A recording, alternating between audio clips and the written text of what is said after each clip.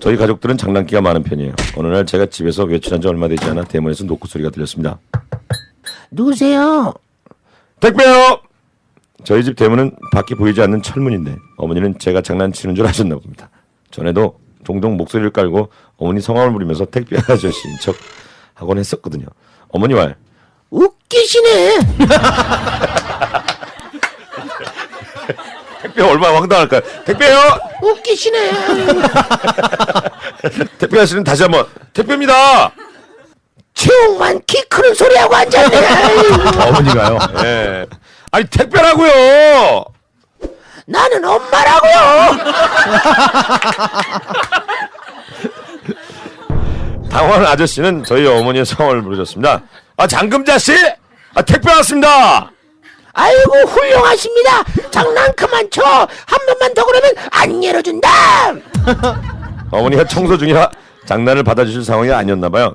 아 진짜 택배입니다! 저 무덤 열어주세요! 너 들어올 생각하지 마. 거기서 반사하고 그때 엄마를 찾아. 알겠어? 어머니는 계속 제가 장난친다고 생각하셔서 화가 나셨나봐요. 택배 아저씨는 한동안 말이 없었어요. 물건은 얼른 주고 가야 하는데 대체 이게 무슨 상황이고 어떻게 된 건지 한참 고민하는 듯했습니다. 잠시 후 택배 아저씨가 말했습니다. 엄마 죄송해요. 문 열어주세요. 그래서 엄마는 아 진짜 그럴 것이지. 네가 누군데? 엄마 아들.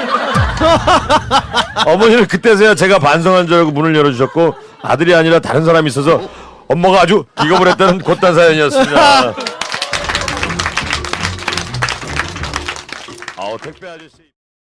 제가 학창 시절 학교를 가기 위해 버스를 타고 등교를 하고 있었죠. 저는 습관처럼 맨 뒤에 앉아서 바깥을 보고 있었고요. 버스를 타고 도 정거장 정도로 갔을 때 어떤 한 아저씨가 버스를 탔는데 그 아저씨는 TV에서만 보던 그런 무서운 형님들의 차림이었습니다. 바지는 가죽으로 된 듯한 승마 바지에 위에는 현란한 무늬의 나일론 셔츠, 두꺼운 목에는 번쩍이는 금목걸이에 그리고 가장 중요한 왼손에 가죽으로 된 검정색 일수 가방을 끼고 계셨어요. 여기다 겨드랑이에다가 그 아저씨는 요금을 내고 제 앞자리에 쪽벌로 앉으셨고 그때 그분의 휴대폰이 울렸습니다. 또 랄랄랄랄라. 또 랄랄랄랄랄라. 어찌나 목소리가 크고 허세가 가득한지 전화 내용이 다 들렸어요. 뭐? 또 돈을 빌려달라고? 안 돼! 너 이 자식이 뭐 2천이 무슨 개 이름이야? 어? 저번에도 3천 빌려달라고 해서 내가 빌려줬고 또 그 전에 5천 빌려달라고. 이게 뭐야 이게? 분위기가 정말 험악하고 무서웠어. 말하는 단위부터 3천에 5천. 제겐 허금할 만한 액수였죠.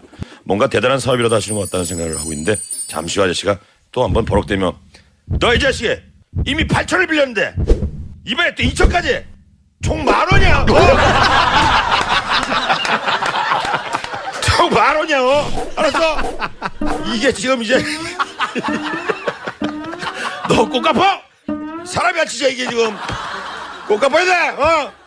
그러더니 아저씨 내릴 때 교통카드도 정확히 삑 찍고 내리셨어요.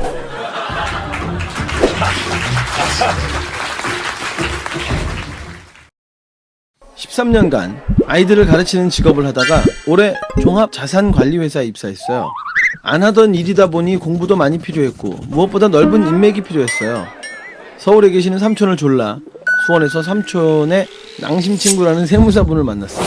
삼촌의 낭심친구가 저와 같은 수원에 산다니 이런 행운이 있나 싶었죠. 드디어 만남을 가졌습니다. 회를 먹자고 하셔서 횟집에 있는데 두 분도 오랜만에 만난지라 이런저런 얘기를 하시더라고요. 근데 대화가 자네 요즘 하는 일은 어떤가? 걱정해준 덕에 그럭저럭 잘 살고 있네. 자네는 어떤가? 이런 식의 말투인 거예요. 무슨 조선시대 선비들도 아니고요. 첫 만남이라 함부로 끼지 못하고 듣고만 있었습니다. 대화는 계속 이어졌어요. 굉장히 중후하고 부유한 사람들, 똑똑한 사람들의 대화라고 느껴졌어요. 친구 사이인데도 나이가 들면 저렇게 서로 존칭을 하는구나. 좋아 보인다, 멋있다 생각을 하고 있는데 회가 나왔어요. 친구분이 젓가락을 집어 드시더니 말했어요. 자, 회가 나왔네. 어서 씹세.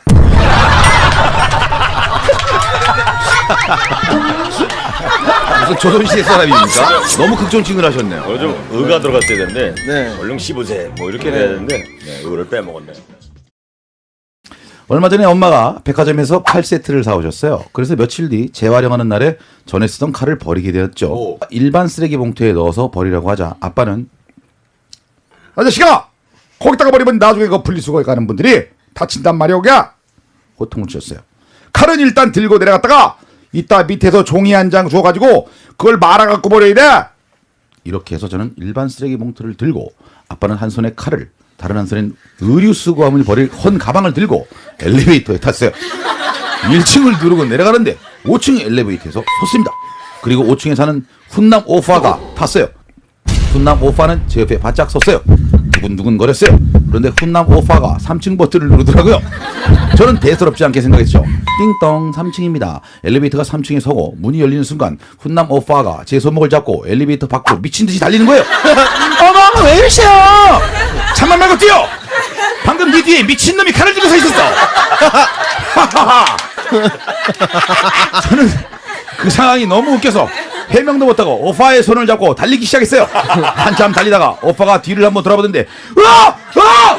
엄청난 소리 지르며 아예 제 손을 놓고 빛의 속도로 도망가 버리는 게 아니겠습니까? 저도 모르게 뒤를 쳐다봤어요. 아빠가 한 손에 칼을 들고 몇 월 안 되는 머리카락을 휘날리며 칼리스가 돼도 능가하는 미친 스피드로 야 이 자식아 내 딸 내놔 이 자식아. 내 딸 내놔 이 삐린 이 자식아. 딸을 뺏긴 아빠도 극도의 흥분 상태였어요. 결국 동네에 경찰이 오고 나서야 사건은 마무리가 됐어요. 달아난 훈남 오빠가 경찰에 신고를 했고요.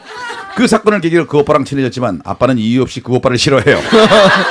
조용한 동네에 경찰차까지 오게 된 사건으로 아빠는 아파트 주민분들에게 제대로 눈도장을 찍으셨고 며칠 전에 동대표가 되셨어요. 야, 이런 게 정말 생활 속에서 벌어질 수 있는 정말 실화죠. 야. 작년 겨울 지하철을 타고 가고 졸고 있는데 목사님으로 보이는 한 남자가 타더니 설교 말씀을 시작했어요. 하나님께서 너희들에게 말씀하시기 길 잃은 어린 양들을 내가 인도하리라. 길 잃은 어린 양들을 내가 인도하리라. 전철에서 가끔씩 보는 모습이라 저는 그러려니 예수 믿고 영생 이렇게 하죠. 가끔씩 보는 모습이라 저는 그러려니 하고 다시 눈을 감았습니다. 그런데 잠시 후 들려오는 소리에 눈이 번쩍 뜨였어요. 한쪽 구석에 앉아있던 스님이 목탁을 두들기 시작한 겁니다. 눈치를 보니 아무래도 목사님이 전도하는 소리가 스님을 자극했던 것 같습니다. 종교 배틀이 붙은 것이었어요. 저는 물론 주위 사람들 모두 흥미롭게 지켜보기 시작했습니다. 시간이 갈수록 종교 배틀은 치열해졌습니다. 목사님께서는 더욱 목청 높여 전도를 하셨고 스님께서는 목탁을 치시면서 불경까지 배우기 시작했습니다. 마하바냐 바람이 자식냐 마하바라 예수 믿고 양생. 빨리 결말이 났으면 했지만 시간이 흘러도 별 진전이 없는 배틀은 서서히 흥미는 사라지고 그 소리들이 점점 소음으로 들리기 시작했습니다. 전철에 있는 사람들은 한 사람 한 사람 얼굴을 찌푸리기 시작했습니다. 그때 옆칸으로 연결되는 통로문이 열리면서 어떤 한 사람이 들어왔습니다. 수녀님이 들어오셨으면 재밌었을 텐데 수녀님이 아닌 등산 배낭에 등산복을 입으신 한 아저씨께서 들어오셨습니다. 그 아저씨는 잠시 동안 심각한 표정으로 종교 배틀을 보시더니 말씀하셨습니다. 목사님, 스님, 각자 종교에 대한 사랑과 열정은 이해하겠지만 이거 공공장소에서 너무하시는 거 아닙니까? 그 말에 종교 배틀은 종료되었고 아저씨께서는 많은 사람들에게 말씀하셨습니다. 여러분들 시끄러우셨죠? 기다렸다는 듯이 여기저기서 맞아요 맞아 시끄러 죽였어요 맞아 정말이야 시끄러 죽였어요 맞아 정말 너무들 하셨어 정말 너무해요. 불만들의 목소리가 튀어났습니다. 그러자 아저씨께서는 배낭이 무거우셨는지 배낭을 내려놓고 이렇게 말씀하셨습니다. 그래서 제가 오늘 여러분을 위해서 준비했습니다. 바로 귀바게 이게 방한역이긴 하지만 써보면 방음이 아주 잘 됩니다. 귀바게 한 개천원 덤으로 2개 천원. 그 아저씨는 전철에서 물건을 파는 아저씨입니다. 목사님과 스님 덕에 극한에 있는 사람들은 절반 이상 귀마개를 파셨습니다. 직접 써봤는데 의외로 방음이 되더라고요. 그래서 저도 하나 샀습니다. 목사님은 죄송해서인지 하나 사셨고요. 스님은 안 사셨습니다. 그래요. 재밌네요.